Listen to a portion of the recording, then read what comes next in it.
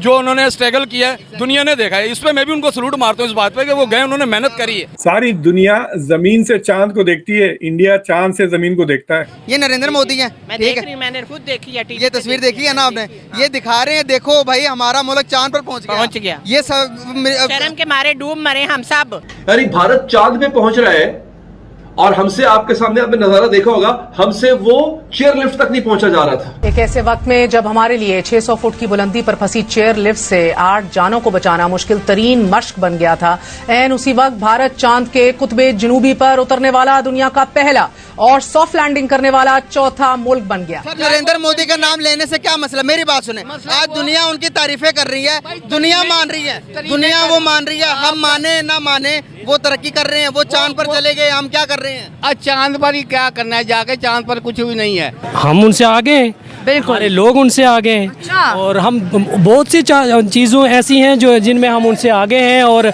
इंशाल्लाह आगे रहेंगे। चंद्रयान 4 है, उसके अंदर जापान ने कोलैबोरेशन की अनाउंसमेंट हो चुकी है, वो इनका दोनों का जॉइंट वेंचर। अब मैं आपको एक मजे का वाकया बताता हूँ। जब ये परवेज मुशर्रफ और Rajiv Gandhi I think so उनकी आपस में मुलाकात हुई, उसके फौरन बाद मुंबई अटैक्स नहीं हो गए? मुझे ये बताएं, इनकी टाइमिंग्स बताएं। मुंबई अटैक्स होती है, इधर बातचीत शुरू होती है, इधर सरहदों पे लड़ाई शुरू हो जाती है।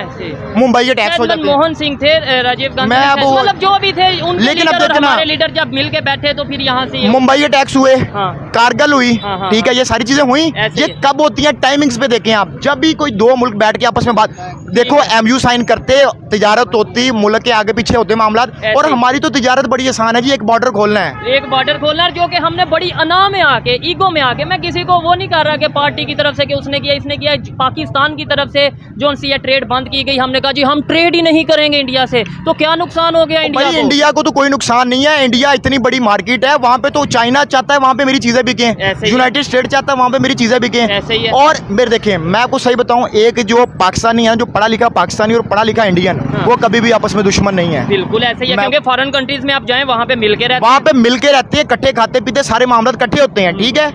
और यहाँ पे नफरत फैलाई हुई है कि उसने वैसे कर दिया, और इस नफरत के पीछे क्या है? हाँ। 1804 अरब रुपए का बजट। ये फिर आप सख्त बातें कर रहे जिस हैं। दिन ये 1804, अब देखिए ना, अगर सुलह हो जाती है, हम किसी ट्रीटी पे साइन कर लेते हैं, आज पीस ट्रीटी पे साइन हो जाए कि 100 साल के लिए हम जंग नहीं लड़ेंगे, ठीक हो गया। 100 साल के लिए हम अमन के, अब दो भाई सुकून से हम साइयों की तरह रहेंगे, ऐसे ही है, ठीक है। तो मेरे बताएं, 1804 अरब रुपए, तो लोग सवाल उठाएंगे, बिल्कुल ऐसे ही है। वो कहेंगे हम इधर बॉर्डर पे बैठ के क्या करें। अच्छा ये मुझे बताएं, बड़ी इंटरेस्टिंग सवाल है, कश्मीर के हवाले से बात करते हैं, चंद्रयान की तरफ आएंगे, लेकिन कश्मीर के हवाले से बात करते हैं। हमने हमेशा नारा लगाया कश्मीर लेके रहेंगे, छीन के रहेंगे, ये करके रहेंगे। हमारे पास भी तो है हिस्सा, क्या कहते हैं हम वहाँ, हमने 75 साल क्या किया? आज़ाद कश्मीर का जाके हाल देख लें। वो कश्मीर वालों से तो पूछो, वो हमारे साथ आना भी चाहते हैं कि नहीं आना चाहते। ऐसे ही मैं चाहता हूँ कश्मीर में रेफरेंडम होना चाहिए, बिल्कुल। कश्मीर इंडिया के साथ जाए, कश्मीर पाकिस्तान के साथ जाए, या कश्मीर अलहदा स्टेट बने, ठीक है, वो उसके पास, उनके पास राइट है। हाँ। ठीक लेकिन है। अब मुझे ये बताएं, आपको लगता है कि जो इस टाइम सिचुएशन है वो हमारे साथ आना चाहेंगे? मतलब एक मैं कहता हूँ आपके साथ कोई भी नहीं आना चाहता। आपको इस बात का पता है कि आप जो पेंशनें देते हैं लोगों को और जो सरकारी मुलाजिमों को तनख्वाहें देते हैं, उसके पैसे नहीं है आपके पास, ठीक हो गया, वो आप लोन ले रहे हैं। 1962 में ISRO का प्रोजेक्ट किया था, उसी साल जिस साल चाइना से जंग हारी थी इंडिया। तो इंडिया जब इतना गरीब मुल्क था, हमारे साहब, मैं क्या बता सकता हूँ, 1960s में, for a small and for a poor country to have such a rich vision is amazing ना। तो सोचिए आप, 62 में ही सोच रहे थे कि हम स्पेस में जाएंगे। 75 में इंडिया का पहला वो सैटेलाइट गया, आर्यभट्टा। फिर उसके बाद 80s में India went, first cosmonaut India की तरफ से गए into space. So India has been pursuing space. ये कोई ऐसा फ्रीक चीज़ नहीं है, मतलब ये खुद चंद्रयान 3 है। चंद्रयान 1 गया, इसके बाद 2 गया, उसके बाद 3।